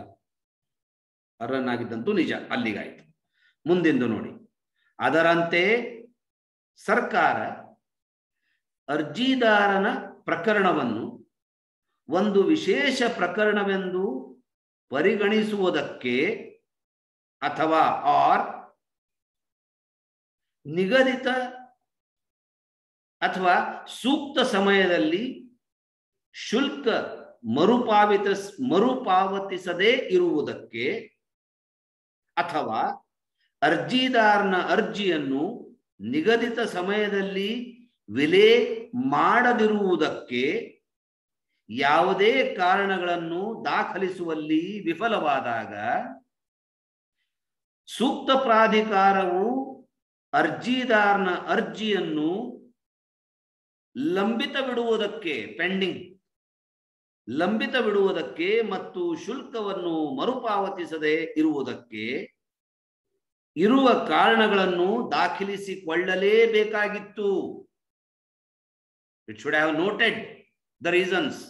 ದಾಖಲಿಸಿಕೊಳ್ಳಲೇಬೇಕಾಗಿತ್ತು. ಅಲ್ಲಿ ನಾವು ಸೆಮಿಕೋಲನ್ ಕೊಟ್ಟಿದ್ದೀವಿ ಅವ್ರ ಹತ್ತನೆ. ಏನ್ ಹೇಳ್ತಾರೆ ನೋಡಿ, ಮತ್ತೆ ಒಂದ್ಸಾರಿ ನಾವು will come back, will revisit this. ನೋಡಿ, therefore accordingly, even as the government failed ನಾನು ಹೇಳ್ತಾ ಇದ್ನಲ್ಲ, ಗೌರ್ಮೆಂಟ್ ಫೇಲ್ಡ್, ಇಲ್ಲೇ ಬಂದ್ಬಿಡ್ತು. ಅಸಫಲವಾಗಿದೆ, ತಪ್ಪಿದೆ ಅಂತ ಹೇಳಿ. ಏನ್ ತಪ್ಪಿದೆ ಅನ್ನೋದು ಇಂಗ್ಲಿಷ್ ನಲ್ಲಿ ಮುಂದೆ ಹೇಳ್ತಾರೆ, ನಾವು ಕನ್ನಡದಲ್ಲಿ ಇದನ್ನ ಮೊದಲು ಹೇಳ್ತೀವಿ ಏನ್ ತಪ್ಪಿದೆ ಅಂತ. So government has failed to either record reasons for treating the petitioner's case as a special case or refund the fees within a reasonable time or dispose of the application of the petitioner within prescribed period. The lease required the public interest and fairness in dealing with the applications for grant of lease required that while deciding the applications for grant of lease, the competent authority ought to have ಅಂತಾರೆ. ought to have, ಈ ought ಅನ್ನುವ ಶಬ್ದ ಏನಿದೆ ಕ್ರಿಯಾಪದ, ಇದು ಕಾನೂನಾತ್ಮಕ ಅಂದ್ರೆ compulsion ತರ್ತದೆ, ತೆಗೆದುಕೊಳ್ಳಲೇಬೇಕಾಗಿತ್ತು. ought to have. ಅಂದ್ರೆ we ought to ಅಂದ್ರೆ ಹೆಂಗ್ ಬಳಸಬೇಕು ಇದನ್ನ, we ought to respect our constitution. That means we are bound to respect our constitution. ಒಂದು ಋಣ ಇದೆ, ಒಂದು ಕಂಪಲ್ಷನ್ ಇದೆ, ಮಾಡಲೇಬೇಕಾಗ್ತದೆ ಅಂತ ಹೇಳಿ ಆ ಅರ್ಥದಲ್ಲಿ ಬರ್ತದೆ ought. ಇದು ಒಂದು ಸ್ಪೆಷಲ್ ವರ್ಬ್ ನಲ್ಲಿ ಬರ್ತದೆ, ಮೊಡಾಲ್ ವರ್ಬ್ಸ್ ಅಂತ ಕಲಿತೀವಿ ಗ್ರಾಮರ್ ನಲ್ಲಿ, ಅದರಲ್ಲಿ ಬರ್ತದೆ. ಶುಡ್, ಮಸ್ಟ್ ಬರೋ ಜೊತೆಗೆ ought ಅಂತ ಬರ್ತದೆ. ಓ ಅನ್ನೋ ಶಬ್ದದಿಂದ ಬಂದಿತ್ತು. So we ought to have recorded, the competent authority, ಸೂಕ್ತವಾದಂತಹ ಪ್ರಾಧಿಕಾರ ought to have recorded, ಇದನ್ನು ದಾಖಲಿಸಿಕೊಳ್ಳಲೇಬೇಕಾಗಿತ್ತು. ought to have recorded the reasons for keeping and showing the petitioner's application as pending and not refunding the fees. Pending ಇಟ್ಕೊಂಡು ಶುಲ್ಕನೂ ಮರುಪಾವತಿ ಮಾಡದೇ ಇರೋದಕ್ಕೆ ಕಾರಣವನ್ನ ದಾಖಲಿಸಿಕೊಳ್ಳಲೇಬೇಕಾಗಿತ್ತು. ought to have. ಈ ಇದರಲ್ಲಿ government fail ಆಗಿದೆ ಈ ವಿಷಯದಲ್ಲಿ ಅಂತ ಹೇಳೋದು. ಸೊ ಅದರ ಅನುವಾದ ನಾನು ನಿಧಾನವಾಗಿ ಓದ್ತೀನಿ, so that you can note it down. ಅದರಂತೆ, ಅಂತೆ ಅಂತಾನೂ ಬರಿಬಹುದು, ತೇಗೆ ದೀರ್ಘನೂ ಕೊಡಬಹುದು. ಅದರಂತೆ ಸರ್ಕಾರ ಅರ್ಜಿದಾರನ ಪ್ರಕರಣವನ್ನು ಒಂದು ವಿಶೇಷ ಪ್ರಕರಣವೆಂದು ಪರಿಗಣಿಸುವುದಕ್ಕೆ ಅಥವಾ ಸೂಕ್ತ ಸಮಯದಲ್ಲಿ ಶುಲ್ಕ ಮರುಪಾವತಿಸದೇ ಇರುವುದಕ್ಕೆ ಅಥವಾ ಅರ್ಜಿದಾರನ ಅರ್ಜಿಯನ್ನು ನಿಗದಿತ ಸಮಯದಲ್ಲಿ ವಿಲೆ ಮಾಡದಿರುವುದಕ್ಕೆ ಯಾವುದೇ ಕಾರಣಗಳನ್ನು ದಾಖಲಿಸುವಲ್ಲಿ ವಿಫಲವಾದಾಗ, ಇಲ್ಲಿ ಬಂತು ಗೌರ್ಮೆಂಟ್ ಹ್ಯಾಸ್ ಫೇಲ್ಡ್ ಅಂದಿದ್ವಲ್ಲ, ಇಲ್ಲಿ ಬಂತು ನಂದು, ಅಲ್ಲಿ ಮೊದಲೇ ಬಂದ್ಬಿಟ್ಟಿದೆ. ವಿಫಲವಾದಾಗ ಸೂಕ್ತ ಪ್ರಾಧಿಕಾರವು ಅರ್ಜಿದಾರನ ಅರ್ಜಿಯನ್ನು ಲಂಬಿತ ಬಿಡುವುದಕ್ಕೆ, ಕೀಪಿಂಗ್ ಇಟ್ ಪೆಂಡಿಂಗ್, ಮತ್ತು ಶುಲ್ಕವನ್ನು ಮರುಪಾವತಿಸದೇ ಇರುವುದಕ್ಕೆ ಇರುವ ಕಾರಣಗಳನ್ನು ಅಥವಾ ಮರುಪಾವತಿ ಮಾಡದಿರದ ಹಿಂದಿನ ಕಾರಣಗಳನ್ನು ಹೀಗುತ್ತು ದಾಖಲಿಸಿಕೊಳ್ಳಲೇಬೇಕಾಗಿತ್ತು. It ought to have recorded, ದಾಖಲಿಸಿಕೊಳ್ಳಲೇಬೇಕಾಗಿತ್ತು. Okay, then let us see ಆ ಸೆಮಿಕೋಲನ್ ಫೀಸ್ ಅಂತ ಆದ ಮೇಲಿಂದ ಮುಂದಿಂದು. And considered both the application for grant of lease and considered both the applications, ಎರಡೂ ಅರ್ಜಿಗಳನ್ನ ಪರಿಗಣಿಸಿಬಿಟ್ಟಿತು. For grant of lease in respect of the same land, ಒಂದೇ ಭೂಮಿಗೆ ಸಂಬಂಧಿಸಿದಂತೆ ಎರಡು ಅಪ್ಲಿಕೇಶನ್ಗಳನ್ನ ಗ್ರಾಂಟ್ ಮಾಡಿಬಿಡ್ತು. The same land on merits, ಮತ್ತೆ ಎರಡೂನು. And in accordance with law without discrimination, ಯಾವುದೇ ಭೇದ ಭಾವ ಮಾಡದೆ ಎರಡೂ ಅರ್ಜಿಗಳನ್ನ ಒಂದೇ ಭೂಮಿಗೆ ಸಂಬಂಧಿಸಿ ಅದು ವಿಲೆ ಮಾಡಿಬಿಡ್ತು ಅಂತ, ಅನುಮೋದನೆ ಕೊಟ್ಬಿಡ್ತು ಅಂತ. ಓಕೆ, ಸೊ ಇದರಲ್ಲೂ ಫೇಲ್ ಆಗಿದೆ ಅನ್ನೋ ಅರ್ಥ ಬರ್ತದೆ. ಇದರಲ್ಲೂ ಅದು ಇಟ್ ಹ್ಯಾಸ್ ಫೇಲ್ಡ್. ನೋಡಿ, ಮತ್ತು ಒಂದೇ ಭೂಮಿಗೆ ಸಂಬಂಧಿಸಿದ ಗುತ್ತಿಗೆಯ ಪರವಾನಗಿಗೆ ಸಂಬಂಧಿಸಿದ ಎರಡೂ ಅರ್ಜಿಗಳನ್ನು ಒಂದೇ ಭೂಮಿಯ ವಿಷಯದಲ್ಲಿ, ಒಂದೇ ಭೂಮಿಗೆ ಸಂಬಂಧಿಸಿದ 2 ಸಾರಿ ತಗೊಂಡಿದ್ದೀನಿ. ಇಫ್ ಯು ಫೀಲ್ ಅದು ಸ್ವಲ್ಪ ಸರಿ ಆಗೋದಿಲ್ಲ ಅಂದ್ರೆ, ಒಂದೇ ಭೂಮಿಯ ವಿಷಯದಲ್ಲಿ ಒಂದೇ ಭೂಮಿಗೆ ಸಂಬಂಧಿಸಿ ಗುತ್ತಿಗೆಯ ಪರವಾನಗಿಗೆ ಸಂಬಂಧಿಸಿದ ಎರಡೂ ಅರ್ಜಿಗಳನ್ನು ಅವುಗಳ ಅರ್ಹತೆಯ ಆಧಾರದ ಮೇಲೆ ಯಾವುದೇ ಭೇದ ಭಾವ ಮಾಡದೆ ಪರಿಗಣಿಸಬೇಕಿತ್ತು ಎಂಬುದು ಭೋಗ್ಯದ ಹಕ್ಕನ್ನು ದಯಪಾಲಿಸುವ ಅರ್ಜಿಗಳನ್ನು ನಿಭಾಯಿಸುವಾಗಿನ ಸಾರ್ವಜನಿಕ ಹಿತಾಸಕ್ತಿ ಮತ್ತು ಅದರ ನ್ಯಾಯೋಚಿತತೆಯ ಬೇಡಿಕೆಯಾಗಿತ್ತು. This is what it tells. So ಇಲ್ಲಿ ನಮಗೆ ಕೆಲವೊಂದು ತೊಂದರೆಗಳು ಅಂದ್ರೆ ಡಿಫಿಕಲ್ಟೀಸ್ ಕಂಡು ಬರಬಹುದು. and considered both the applications for grant of lease in respect of the same land on merits and in accordance with the law without discrimination. ಇದನ್ನ ನಾನು ಹೇಳಿದ್ನಲ್ಲ, ನಾನು ಮಾಡಿದ್ದು ಹೀಗೇನೆ. It's not that the magic will happen automatically. ತುಂಡು ತುಂಡಾಗಿ ಮಾಡಿಕೊಂಡು ಒಂದು ಸೆಂಟೆನ್ಸ್ ಕನ್ಸ್ಟ್ರಕ್ಟ್ ಮಾಡ್ಕೋಬೇಕು ಕನ್ನಡದಲ್ಲಿ. ಯಾಕಂದ್ರೆ ಇಂಗ್ಲಿಷ್ಗೆ ಕನ್ನಡಕ್ಕೆ ಇರುವ ಅಂತರ ಅದು ನಮಗೆ ಹಾಗೆ ಮಾಡಿಸುತ್ತೆ. ಎರಡನೇದಾಗಿ ನಿಮಗಲ್ಲಿ ಐ ಡೋಂಟ್ ನೋ ಎಕ್ಸಾಕ್ಟ್ಲಿ, ಯಾರಾದರೂ ಪೇಪರ್ ಅಪಿಯರ್ ಆದವರಿದ್ರೆ ಅವರಿಗೆ ಅನುಭವ ಇರುತ್ತೆ. ಅವ್ರು ಏನಾದ್ರು ಎಕ್ಸ್ಟ್ರಾ ಪೇಜ್ ಕೊಡ್ತಾರೆ, where you can scribble down, ಏನಾದ್ರು ಗೀಚಿ ವಾಕ್ಯವನ್ನು ಸರಿ ಮಾಡಿಕೊಂಡು ನಾನು ಇದರಲ್ಲಿ ಬರೀಬಹುದು ನನ್ನ ಒಂದು ಮೇನ್ ಪೇಪರ್ ಅಲ್ಲಿ ಅಂತ. ಆ ಥರದ್ದು ಒಂದು ಅರೇಂಜ್ಮೆಂಟ್ ಇದೆಯೋ ಇಲ್ಲೋ ಐ ಡೋಂಟ್ ನೋ ಎಕ್ಸಾಕ್ಟ್ಲಿ. ಆದರೆ ಇದನ್ನ ನಿಧಾನವಾಗಿ ಪೇಪರ್ನಲ್ಲಿ ಬರೀತಾ I can make it in my own brain. ಇಲ್ಲಿ ಬರೆಯುವ ಒಂದು ವಾಡಿಕೆಯನ್ನ ಮನಸ್ಸಿನಲ್ಲಿ ಅದನ್ನು ತಯಾರು ಮಾಡುವ ಒಂದು ಪದ್ಧತಿಯನ್ನ ಕಲ್ಕೋಬೇಕು. ರೈಟ್ ನಾ I think we have what time. ನಾವು ಈ ಎರಡನೇ ಅಂದ್ರೆ ನಮ್ಮ ಕ್ವಶನ್ ನಂಬರ್ 6 ಅದನ್ನು ಒಂದು ಸ್ವಲ್ಪ ನೋಡೋಣ.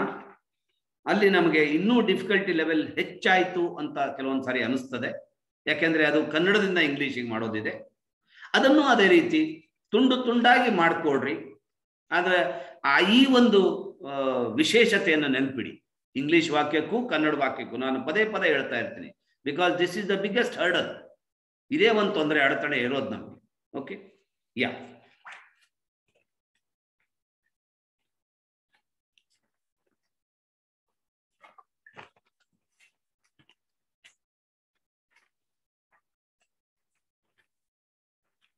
So, let us translate this. Translate the following passage from a judgment into English language. ಈ ಕೆಳಕಂಡ ತೀರ್ಪಿನ ಭಾಗ ಪ್ರಶ್ನೆ 6. 8A ನಿಯಮದ ಸರಳ ಶಾಸನಾತ್ಮಕ ಉಪಬಂಧಗಳ ಉಲ್ಲೇಖದೊಂದಿಗೆ ಯುಕ್ತ ವಾಸ್ತವಾಂಶಗಳ ಮೇಲಿನ ವಿಶ್ಲೇಷಣೆಯು ರಾಜ್ಯ ಸರ್ಕಾರದ ಸಂಬಂಧಪಟ್ಟ ಪ್ರತ್ಯರ್ಜಿದಾರ ಪ್ರಾಧಿಕಾರಗಳು ಅರ್ಜಿದಾರ ಅಂತೆಯೇ ಅಂದಾಗ ಅರ್ಜಿದಾರ ಮತ್ತು ಅಂತಾನೆ ಅರ್ಥ. ಅದು ಅರ್ಜಿದಾರ ಅಂತೆಯೇ ಪ್ರತ್ಯರ್ಜಿದಾರ ಎರಡು ಇವರುಗಳೊಂದಿಗಿನ ವ್ಯವಹರಣೆಯಲ್ಲಿ ತಮ್ಮ ಸ್ವಂತ ಕ್ರಮಗಳನ್ನು ಹೊಂದಿರುತ್ತಾರೆಂಬ ತೀರ್ಮಾನಕ್ಕೆ ಬರುವಂತೆ ಮಾಡುತ್ತದೆ. ಇದರಿಂದ ಒಂದು ಏನು ಅರ್ಥ ಆಗ್ತದೆ ಅಂದ್ರೆ, ಯಾವ ಸ್ಟ್ಯಾಂಡರ್ಡಿನ ಟ್ರಾನ್ಸ್ಲೇಷನ್ ಎಕ್ಸ್ಪೆಕ್ಟ್ ಮಾಡ್ತಾರೆ ನಮ್ಮಿಂದ ಅನ್ನುವುದನ್ನ ಇದು ಅವರು ಮಾಡಿಕೊಟ್ಟಂತ. ನನಗೆ ಸಂಶಯ ಇತ್ತು ಅಂದಲ್ಲ, ಮೋಸ್ಟ್ಲಿ ಅದೇ ಇರಬಹುದು ಅನಿಸ್ತಾ ಇದೆ. ಈಗ ಏನ್ ನಾವು ಈಗ ಮಾಡಿದ್ವಿ ಇಂಗ್ಲಿಷ್ ಟು ಕನ್ನಡ, ಅದರದೇ ಮುಂದಿನ ಭಾಗ ಕನ್ನಡ ಟು ಇಂಗ್ಲಿಷ್ ಮಾಡ್ಲಿಕ್ಕೆ ಕೊಟ್ಟಿದ್ದಾರೆ. ಇವರು ಬರೆದಂತಹ ಒಂದು ಏನು ಸ್ಟ್ಯಾಂಡರ್ಡ್ ಇದೆ, ಇಲ್ಲೊಂದೇನು ಅವರು ಕನ್ನಡದಲ್ಲಿ ಬರೆದಿದ್ದಾರೆ, it means they expect us to write or maintain the same standard in our translation from English to Kannada also. ಹೌದಾ? ಅಂದ್ರೆ ಒಂದೊಂದ್ಸರಿ ಏನ್ ಅನ್ಸುತ್ತೆ, ಮೇಂಟೈನ್ ದ ಸ್ಟ್ಯಾಂಡರ್ಡ್ ಅಂದ್ರೆ ಅರ್ಥವಾಗದೆ ಹಾಗೆ ಬರೆಯೋದು ಅಂತ ಅಲ್ಲ.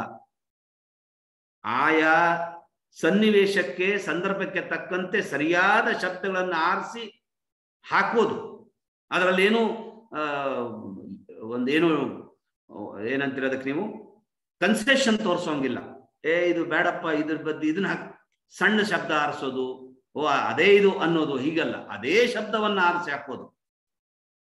ಆವಾಗ we maintain the spirit of that writing. ಆ ತಾಕತ್ ಬರ್ತದೆ ಅದಕ್ಕೆ, ಆ ಒಕ್ಕಣಿಕೆ ನೋಡಿ. ಸೊ 8A ನಿಯಮದ ಸರಳ ಶಾಸನಾತ್ಮಕ ಉಪಬಂಧಗಳ ಉಲ್ಲೇಖದೊಂದಿಗೆ ಮತ್ತು ಯುಕ್ತ ವಾಸ್ತವಾಂಶಗಳ ಮೇಲಿನ ವಿಶ್ಲೇಷಣೆಯು ಇದನ್ನು ಹ್ಯಾಕ್ ತಗೋಬೇಕು ಅನ್ನೋದನ್ನು ನೋಡೋಣ.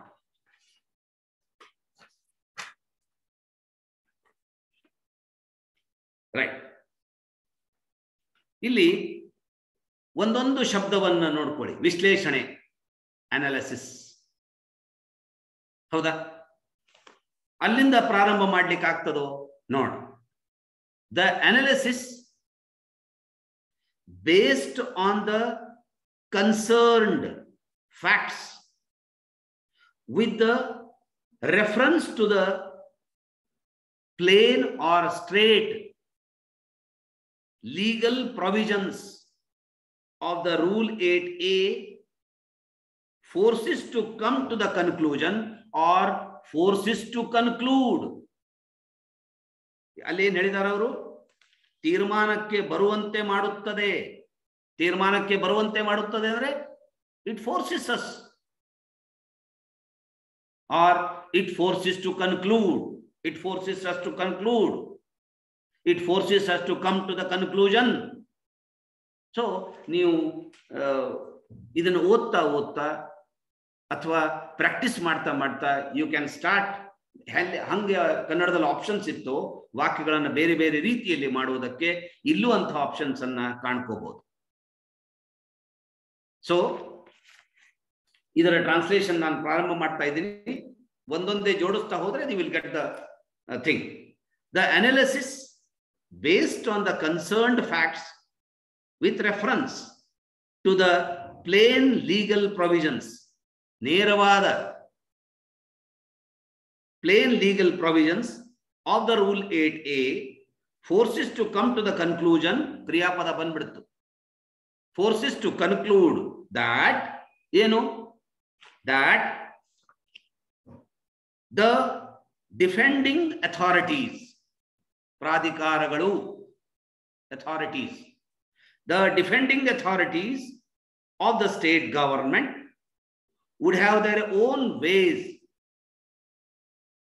in their proceedings with the petitioner as well as athwa with the petitioner and defend number 2. ತಮ್ಮದೇ ರೀತಿಯಲ್ಲಿ ಅವರು ಪೆಟಿಷನರ್ ಮತ್ತು ಡಿಫೆಂಡ್ ನಂಬರ್ 2 ನ ವ್ಯವಹರಣೆಯಲ್ಲಿ ತೊಡಗಿದ್ದಾರೆ.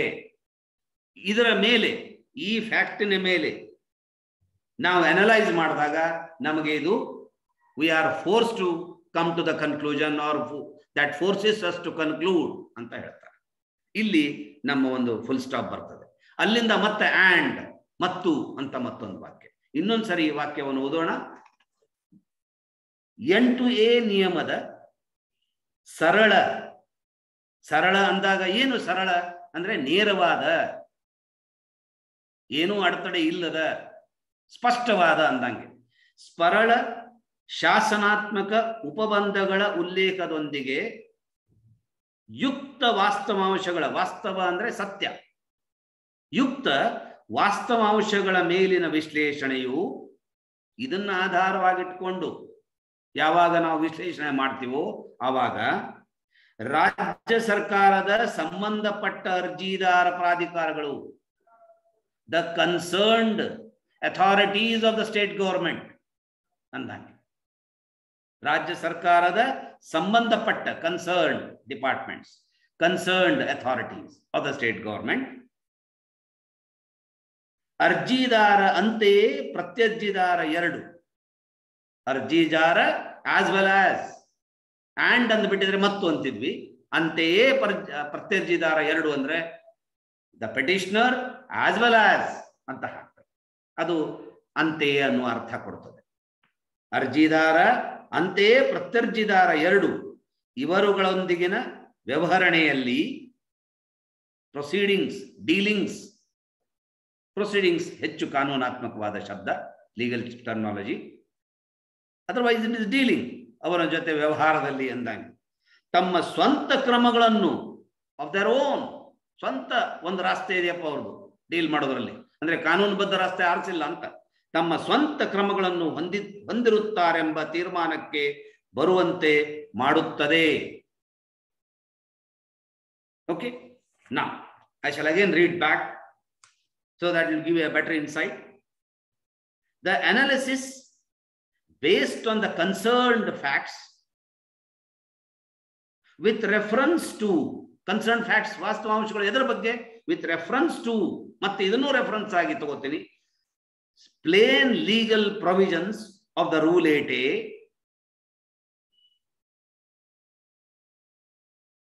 forces to conclude that the defending athwa the concerned defending authorities of the state government would have, were having, iddaveno anustha ide, were having their own ways or methodologies, methods in their proceedings with petitioner, arjidara and defend number 2 ಮತ್ತು ಪ್ರತ್ಯರ್ಜಿದಾರನ application handle ಮಾಡಬೇಕು. Okay, ಇದು ಒಂದು, ಇಲ್ಲಿಗೆ ಬಂದ್ವಿ. ಅಲ್ಲಿಂದ ಮುಂದೆ ಮತ್ತು ಅಂತಿಮವಾಗಿ ಪ್ರತ್ಯಪೀಲುದಾರ ಎರಡು ಇವನು ನ್ಯಾಯಾಲಯವು ಅವಕಾಶ ಕಲ್ಪಿಸಿ ಕೊಟ್ಟಿರದಂತಹ ರೀತಿಯಲ್ಲಿ ಈ ನ್ಯಾಯಾಲಯದ ಆದೇಶವನ್ನು ವ್ಯಾಖ್ಯಾನಿಸಿಕೊಂಡು, ಇಂಟರ್ಪ್ರಿಟೆಡ್, ಡಿಫೈನ್ಡ್, ವ್ಯಾಖ್ಯಾನಿಸಿಕೊಂಡು ತಾನು ಗುತ್ತಿಗೆಯನ್ನು ಪಡೆದುಕೊಳ್ಳುವುದಕ್ಕೆ ಸಂಬಂಧಿಸಿದಂತೆ ಮಂಜೂರಾತಿ ಪಡೆಯುವಲ್ಲಿ ಯಶಸ್ವಿಯಾಗಿರುತ್ತಾನೆ. This is the observation of the court. ನೋಡಿ, ನಾನು ಇನ್ನೊಂದ್ಸರಿ ಓದಿ ಸೊ ದಟ್ ಅದು ರಿಟೇನ್ ಆಗುತ್ತೆ. Then we'll go to the English translation of this. ಮತ್ತು ಅಂತಿಮವಾಗಿ, ಫೈನಲಿ ಆರ್ ಅಟ್ ಲಾಸ್ಟ್, ಪ್ರತ್ಯಪೀಲುದಾರ ಎರಡು ಇವನು ನ್ಯಾಯಾಲಯವು ಅವಕಾಶ ಕಲ್ಪಿಸಿ ಕೊಟ್ಟಿರದಂತಹ ರೀತಿಯಲ್ಲಿ ಈ ನ್ಯಾಯಾಲಯದ ಆದೇಶವನ್ನು ವ್ಯಾಖ್ಯಾನಿಸಿಕೊಂಡು ತಾನು ಗುತ್ತಿಗೆಯನ್ನು ಪಡೆದುಕೊಳ್ಳುವುದಕ್ಕೆ ಸಂಬಂಧಿಸಿದಂತೆ, ಎರಡಾಗಿದೆ, ಪಡೆದುಕೊಳ್ಳುವ ವಿಷಯಕ್ಕೆ ಸಂಬಂಧಿಸಿದಂತೆ ಮಂಜೂರಾತಿ ಪಡೆಯುವಲ್ಲಿ ಯಶಸ್ವಿಯಾಗಿರುತ್ತಾನೆ ಅನ್ನೋದನ್ನ ನಾವು ಟ್ರಾನ್ಸ್ಲೇಟ್ ಮಾಡಬೇಕೀಗ. ರೈಟ್, ನೋಡಿ. And finally or at last, respond number 2 has succeeded in securing the grant of lease by interpreting the orders of the court in his own way, or interpreting the orders of the court unlike to the provisions of the court. Sir, super slow daily, sir. Okay, sure. And at last, the respondent number 2 has succeeded in procuring ಅಥವಾ in securing ಅಂತ ಪಡೆದುಕೊಳ್ಳುವುದಕ್ಕೆ, in securing the grant of lease, ಗುತ್ತಿಗೆಯ ಪರವಾನಗಿ ಪಡೆದುಕೊಳ್ಳುವುದಕ್ಕೆ, in securing the grant of lease by interpreting the orders of the court. ಯಾವ ರೀತಿಯಲ್ಲಿ orders of the court interpret ಮಾಡಿದಾನೆ? Unlike the provisions of the court. Court ಹಾಗೆ interpret ಮಾಡುವಂತ ಎಲ್ಲೂ ನಿಶಾನೆ ತೋರಿಸಿಲ್ಲ, ಎಲ್ಲೂ ಒಂದು ಕುರುವು ಕೊಟ್ಟಿಲ್ಲ.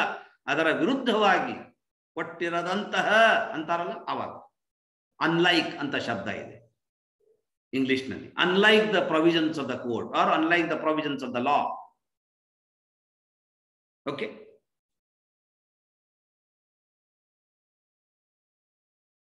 ದೆನ್ ಯಶಸ್ವಿ ಆಗಿರುತ್ತಾನೆ. ಹೌದಾ?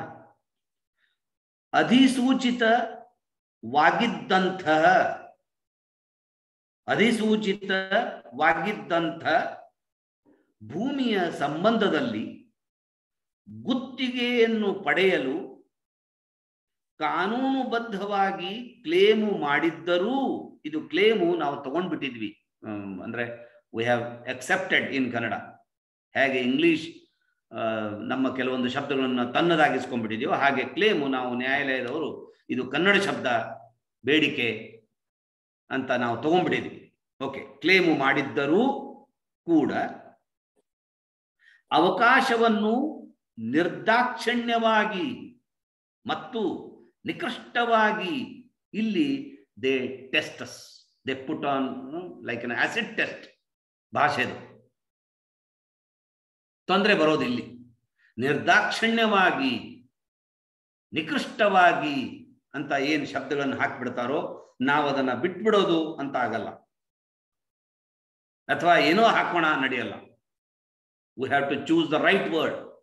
ಸೊ ನಿರಾಕರಿಸುವ ಮೂಲಕ ಬಾಧಿತನಾಗಿದ್ದ ಅರ್ಜಿದಾರನನ್ನು ಸಮರ್ಥಗೊಳಿಸಿರುತ್ತದೆ. ನೋಡಿ, ಇದು ಕೊನೆಗೆ ಬಂತು ಕ್ರಿಯಾಪದ, ಸಮರ್ಥಗೊಳಿಸಿರುತ್ತದೆ, ಎನೇಬಲ್ಡ್, ಅವನನ್ನು ಸಮರ್ಥಗೊಳಿಸಿದೆ ಅನ್ನೋದು. ಓಕೆ, ನೋಡ ಇದು ಹೇಗೆ ಮಾಡಬೇಕು ಅಂತ. ಇಲ್ಲಿಂದ ಸ್ಟಾರ್ಟ್ ಆಗುತ್ತಿದ್ದು ಮತ್ತು ಅಂತಿಮ ನ್ಯಾಯಾಲಯದ ಅವಕಾಶ ಕೊಟ್ಟರಂತ ರೀತಿಯಲ್ಲಿ ಅಧಿಸೂಚಿತವಾಗಿದ್ದಂಥ ಭೂಮಿಯ ಸಂಬಂಧದಲ್ಲಿ ಗುತ್ತಿಗೆಯನ್ನು ಪಡೆಯಲು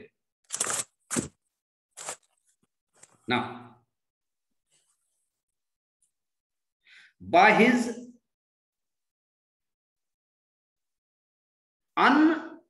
uninhibited, ಇನ್ಹಿಬಿಟ್ ಅಂದ್ರೆ ಬಿಡೆ ಮಾಡೋದು, ದಾಕ್ಷಿಣ್ಯ ತೋರಿಸೋದು. ನಿರ್ದಾಕ್ಷಿಣ್ಯ ಅಂದಾಕ್ಷಣ ಕ್ರುವೆಲ್ ಅಂತಲ್ಲ, ಯಾವುದೇ ಎಗ್ಗಿಲ್ಲದೆ ಬಿಡೆ ಅನಿಸ್ದೆ ಅಂತೀವಲ್ಲ ಅದು, ಅದಕ್ಕೆ ಶಬ್ದ ಇನ್ಹಿಬಿಟ್ ಅಂತ ಇದೆ. So by his uninhibited and precise, ನಿಕೃಷ್ಟ, ಪರ್ಟಿಕ್ಯುಲರ್ ಆಗಿ ಡಿನೈ ಮಾಡೋದು, ನಿಕೃಷ್ಟವಾಗಿ. And his precise denial to procure the lease of the notified land, ಅಧಿಸೂಚಿತ ಜಮೀನು, notified land, even after legal claim has potented ಸಮರ್ಥಿಸಲಾಗಿದೆ, ಅವನನ್ನು ಸಮರ್ಥಗೊಳಿಸಲಾಗ್ತದೆ. potented the affected petitioner. potent ಅಂದ್ರೆ ಸಮರ್ಥ, potent ಅಂದ್ರೆ ಆ ಸಾಮರ್ಥ್ಯವನ್ನು ಪಡೆದಿದ್ದಾನೆ ಅಂತ ಅಡ್ಜೆಕ್ಟಿವ್. ಪೊಟೆಂಟೆಡ್ ಇದು ಅದರ ಕ್ರಿಯಾಪದ. ಏನು ಪೊಟೆಂಟ್ ಮಾಡಿದೆ? ಅವನೇನು ನಿರ್ದಾಕ್ಷಿಣ್ಯವಾಗಿ ಮತ್ತು ಪ್ರಿಸೈಸ್ ಆಗಿ ಅದನ್ನ ಅಲ್ಲಗಳಿದ್ದಾನೋ, ಬೇಡ ಅಂತ ನಿರಾಕರಿಸಿದಾನೋ, ಅದು ಅವನನ್ನ ಸಮರ್ಥಿಸವಾಗಿದೆ, ಅವನ ಶಕ್ತಿ ಹೆಚ್ಚಿಸಿದೆ, ಸಮರ್ಥಗೊಳಿಸಿದೆ ಅಂತ ಅರ್ಥ. ರೈಟ್? ದೆನ್ ಇಲ್ಲಿ ಒಂದೇ ಸರ್ವೆ ಸಂಖ್ಯೆಯ ಗುತ್ತಿಗೆಗಾಗಿ 2 ಅರ್ಜಿಗಳನ್ನು 25/7/2012 ಸ್ವೀಕರಿಸಲಾಗಿದ್ದು, 2 ಅರ್ಜಿನ ಒಂದೇ ದಿವಸಕ್ಕೆ ಸ್ವೀಕರಿಸಿದ್ದಾರೆ. ಆದರೆ ವಾಸ್ತವವಾಗಿ ಹಿಂದಿನ ಕಲ್ಲು ಗಣಿಗಾರಿಕೆ ಲೈಸೆನ್ಸ್ ನಂಬರ್ 25 ಗುರುತಿಸಿರುವ ಪ್ರಶ್ನಿತ ಜಮೀನಿನ ಸಂದರ್ಭದಲ್ಲಿ ಅರ್ಜಿದಾರರ ಅರ್ಜಿಯನ್ನು ಮಾತ್ರವೇ ಇತ್ಯರ್ಥಪಡಿಸಬೇಕಿತ್ತು ಮತ್ತು ಆಗ ಅರ್ಜಿಯನ್ನು ಇತ್ಯರ್ಥಪಡಿಸಿದ್ದರೆ ಅದು ಅವಧಿ ಪೂರ್ವವಾಗುತ್ತಿತ್ತು. ಈ ಆಗುತ್ತಿತ್ತು ಅನ್ಲಿಕ್ಕೆ ನಮ್ಮ ಇಂಗ್ಲಿಷ್ ಭಾಷೆಯಲ್ಲಿ ವುಡ್ ಹ್ಯಾವ್ ಬೀನ್ ಅಂತ ಹೇಳ್ತೀವಿ. It would have been a mistake. ಅದು ಒಂದು ತಪ್ಪಾಗಿ ಬಿಡಬಹುದಿತ್ತು. It would have been a mistake to buy that share. ಆ ಶೇರನ್ನು ಕೊಳ್ಳುವುದು ತಪ್ಪಾಗಿ ಬಿಡಬಹುದಿತ್ತು ಅಂತ ಹೇಳಿದಂಗೆ ನಮಗೆ ಆ ವಾಕ್ಯ ರಚನೆ ಬೇಕು. ವುಡ್ ಹ್ಯಾವ್ ಬೀನ್ ಅನ್ನುವುದು. ನೋಡಿ, ಲೆಟ್ ಅಸ್ ಟ್ರೈ. ಅವರು ಎಲ್ಲಿಂದ ಹೇಳಿದ್ದಾರೆ, ಮಾಡಿದ್ರು ಅವಕಾಶ ಲಕ್ಷಣ. ಆದರೆ ವಾಸ್ತವವಾಗಿ, ಅಲ್ಲಿಂದ ವಾಸ್ತವವಾಗಿ ಅಂದ್ರೆ ನಿಜವಾಗಿ ನೋಡಿದರೆ ಅಂದಂಗೆ, ಇನ್ ಫ್ಯಾಕ್ಟ್, ಫ್ಯಾಕ್ಚುಯಲಿ ಅಂದಂಗೆ. So in fact, with respect to the land ಅಥವಾ ರಿಗಾರ್ಡಿಂಗ್ ದ ಲ್ಯಾಂಡ್, ನೀವು ಯಾವ್ದು ಬೇಕೋ ಅದು ಹಾಕ್ಬೋದು. Actually with respect to the land in question, ಚರ್ಚೆಯಲ್ಲಿರುವ ಪ್ರಶ್ನಾತೀತ ಭೂಮಿ question, marked by the provisions, marked by the previous stone mining license number 25, only the application of the petitioner should have been disposed of. ಅರ್ಜಿದಾರನ application ಮಾತ್ರ dispose of ಮಾಡಬೇಕಾಗಿತ್ತು. Would have been disposed of. ಮತ್ತು ನಾವು dispose of ಅಂತ ಬಳಸುವಾಗ OF of, ಇದು OFF off ಅಲ್ಲ. Please remember, ನಾವೆಲ್ಲ ಬಹಳ ತಪ್ತೀವಿ ಇದನ್ನ. ಡಿಸ್ಪೋಸ್ಡ್ ಆಫ್ ದ ಕೇಸ್ ಅಂದ್ರೆ ಇದು ನಮ್ಮ ಸ್ವಿಚ್ ಆಫ್ ಇದೆಯಲ್ಲ, ಅದನ್ನ ತಂದು ಬಿಡ್ತೀವಿ ಅಲ್ಲಿ, ಸ್ವಿಚ್ ಆಫ್ ದ ಬಟನ್ ಅಂದಂಗೆ. ನೋ, ಡಿಸ್ಪೋಸ್ ಆಫ್ ಒಂದೇ ಎಫ್ ಇದೆ. So should have been disposed of having accepted 2 applications of the lease of the land bearing single survey number on 25/7/2012. ಒಂದೇ ದಿನಕ್ಕೆ 2 ತಗೊಂಡು ಕಲ್ಲು ಗಣಿಗಾರಿಕೆ ಲೈಸೆನ್ಸ್ ಅನ್ನು ಆಧರಿಸಿ ಒಂದನೇ ಅವನಿಗೆ ಮಾತ್ರ ಕನ್ಸಿಡರ್ ಮಾಡಬೇಕಾಗಿತ್ತು, ಆದ್ರೆ 2 ಮಾಡಿಬಿಟ್ಟಿದೀವಿ ಅಂತ ಅರ್ಥ. ಓಕೆ, ಸೊ ನಾವು ಈ ಕನ್ನಡದಿಂದ ಇಂಗ್ಲಿಷಿಗೆ ಯಾವಾಗ ಟ್ರಾನ್ಸ್ಲೇಟ್ ಮಾಡ್ತೀವೋ ಆವಾಗ ನಮಗೆ ನಮ್ಮ ಶಬ್ದ ಸಂಗ್ರಹದ ಲಿಮಿಟೇಷನ್ಸ್, ಆ ತೊಂದರೆ ಬರೋದಿಲ್ಲ. ಇಂಗ್ಲಿಷ್ನಿಂದ ಕನ್ನಡಕ್ಕೆ ಮಾಡ್ಬೇಕಾದ್ರೆ. ಆದ್ರೆ ಕನ್ನಡದಿಂದ ಇಂಗ್ಲಿಷ್ಗೆ ತಗೊಂಡು ಬರ್ಬೇಕಾದ್ರೆ we feel the pinch,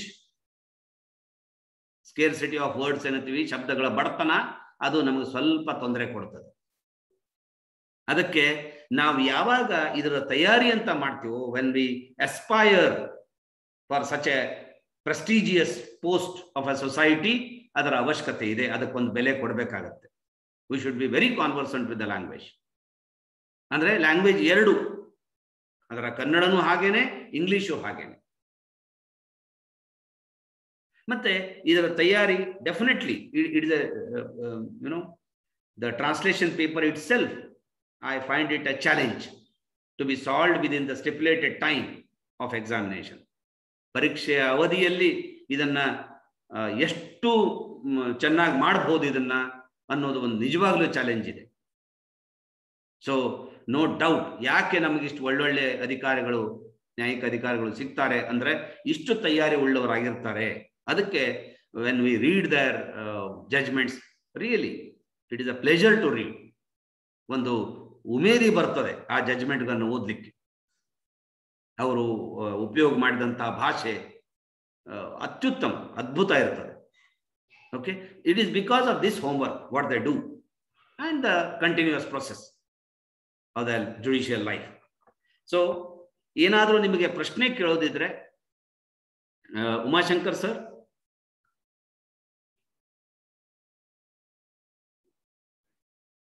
anyway, If anybody is having any doubts, you can ask. Or ನಾಳೆ ನಿಮ್ಗೆ ಏನ್ ಬೇಕು ಅನ್ನೋದನ್ನ ಸ್ವಲ್ಪ ನನಗೆ ಹೇಳಿದ್ರೆ ವಿಲ್ ಗೋ ಥ್ರೂ ದ್ಯಾಟ್. ಯಾವ ನಮ್ದು ಇದರ ಪ್ರಕಾರ 16 ಆಯ್ತು. ನಾವು 2017ನೇ ಪೇಪರ್ಗಳನ್ನ ಇಸ್ವಿಯ ಪೇಪರ್ನ ನೋಡ್ಬೇಕು ಅಂತಿದೆ. ಮತ್ತು ಇದರ ಸಂಪೂರ್ಣ ಟ್ರಾನ್ಸ್ಲೇಷನ್ ನಾನು ನಿಮ್ಗೆ ಕಳಿಸ್ಕೊಡ್ತೀನಿ. ಅದರ ಒಂದು ರೈಟಪ್ ಇವತ್ತು ಮಾಡಿದ್ದಂಥದ್ದು, ಮತ್ತೆ ನಾನು ಐ ಹ್ಯಾವ್ ಮಿಸ್ಡ್ 2-3 ಕ್ಲಾಸ್ ಇತ್ತು ನಿನ್ನೆ ಅಂತ ಮಿಸ್ ಆಯ್ತು, ಅದರದ್ದು ಕಳಿಸ್ಕೊಡ್ತೀನಿ, ನಿನ್ನೆದು ಮಾಡಿದ್ದಂಥದ್ದು. Okay, so you can refer it and definitely ನಾನು ಯಾವಾಗಲೂ ಹೇಳ್ತೀನಿ, you can improve upon that. Don't take it as a final one and nobody can claim it a final. ಅದಕ್ಕೆ ನಾಳೆ ತಮಗೆ ಯಾವ ಪೇಪರ್ ಬೇಕು, ಅಥವಾ ನಾವು 17 ಅಂತ ಏನು ಒಂದು ಕ್ರಮದಲ್ಲಿ ಆರಿಸಿದ್ವಿ, 2017 ಮಾಡಿದ್ರೆ ಸಾಕ ಅನ್ನೋದನ್ನ ನೀವು ನಮ್ಗೆ ಹೇಳ್ಬೇಕು ಇವತ್ತು. ಸರ್ ನಮಸ್ತೆ. ನಮಸ್ತೆ ಸರ್. ನಾ ಡ್ರೈವಿಂಗ್ ಅಲ್ಲಿ ಇದ್ದೆ ಸರ್, ಅದಕ್ಕೆ. ಸರಿ ಸರ್, ಪರವಾಗಿಲ್ಲ. ಯಾರಿಗಾದ್ರೂ ಏನೋ ಕ್ವಶನ್ಗಳಿದ್ರೆ ಕೇಳ್ಬೋದು ಸರ್, ಕೇಳ್ಬೋದು. ಒಂದೇನೋ ಮೆಸೇಜ್ ಬಂದಿದೆ ಚಾಟ್ ಅಲ್ಲಿ, 2020 ಕ್ವಶನ್ ಪೇಪರ್ ಅಂತ. ಈಗ ಇನ್ನು 17 ಅಲ್ಲಿ ಇದೆ ಸರ್. ಅದಕ್ಕೆ 20 ಬರ್ತದೆ. ಆಸ್ ನಾವು 20ರವರೆಗೂ ಹೋಗ್ತೀವಿ, ಅಲ್ಲಿವರೆಗೂ ನಮ್ಮ ಗೋಲ್ ಅದೇ ಇದೆ, 17, 18, 19, 20 ಪ್ರತಿ ದಿವಸ ಒಂದು ಮಾಡ್ಬೇಕು ಅಂತ. ಆದ್ರೆ ಇದನ್ನ 2 ದಿವಸ ಮಾಡಿದೀವಿ ಅಷ್ಟೇ, 16, ಯಾಕಂದ್ರೆ ಇನ್ನೂ 2 ಬೇಕು ಅಂದಾಗ. ನಾಳೆ ಇದೇ ಜಡ್ಜ್ಮೆಂಟ್ ಥರಾನೇ ಬೇಕು ಅದರಲ್ಲಿ, ಅಥವಾ ಮತ್ತೆ ಯಾವ್ದಾದ್ರು ಡೀಡ್ ಬೇಕು 17ರಲ್ಲಿ ಸರ್? ಆಮೇಲೆ ಇದು ಮಾಡೋಣ ಸರ್, ಯಾವ್ದಂತ. ಓಕೆ, ಯಾವ್ದಂತ. ಹಾ ಸರ್. ಹಾ, ಎಲ್ರಿಗೂ ನಮಸ್ಕಾರ. ಇವತ್ತಿನ ನಮ್ಮ ತರಗತಿಯನ್ನು ಇಲ್ಲಿಗೆ ಮುಕ್ತಾಯ ಮಾಡ್ತಾ ಇದ್ದೀವಿ. ಈ ತರಗತಿಯಲ್ಲಿ ನಮ್ಮ ಮಾರ್ಗದರ್ಶನ ನೀಡಿದಂತ ವಸಂತ್ ಪಟವರ್ಧನ್ ಸರ್ಗೆ ಧನ್ಯವಾದಗಳು. ಅದೇ ರೀತಿಯಾಗಿ ಎಲ್ಲ ನನ್ನ ವಕೀಲ ಮಿತ್ರರಿಗೂ ಸಹ ಧನ್ಯವಾದಗಳನ್ನು ಹೇಳ್ತಾ, ನಾಳೆ ಬೆಳಗ್ಗೆ ಇಷ್ಟೇ 6 ಗಂಟೆಗೆನೆ ಸರಿಯಾಗಿ ಸ್ಟಾರ್ಟ್ ಮಾಡ್ತೀವಿ. 6 ಗಂಟೆಗೆ ಸರಿಯಾಗಿ ಎಲ್ಲರೂ ಜಾಯಿನ್ ಆಗ್ಬೇಕಂತ ವಿನಂತಿ ಮಾಡ್ಕೊತಾ ಇದ್ದೀನಿ. ಮತ್ ಯಾರಾದ್ರೂ ಹೊಸದಾಗಿ ಏನಾದ್ರು ಜಾಯಿನ್ ಆಗಿದ್ರೆ ಅವ್ರು ತಮ್ಮ ನಂಬರ್ಗಳನ್ನ ನನ್ನ ವಾಟ್ಸಪ್ ನಂಬರ್ಗೆ ಕಳಿಸಿ ಸೇವ್ ಮಾಡ್ತೀವಿ, ಅಂದ್ರೆ ನಿಮಗೆಲ್ಲ ಇನ್ಫಾರ್ಮೇಶನ್ ಗಳೆಲ್ಲ ಸಿಗ್ತವೆ ಅಂತ ಹೇಳ್ತಾ ನಮ್ಮ ಈ ತರಗತಿನ ಇಲ್ಲಿಗೆ ಮುಕ್ತಾಯ ಮಾಡ್ತೇವೆ. ಧನ್ಯವಾದಗಳು ಪಟವರ್ಧನ್ ಸರ್. Thank you.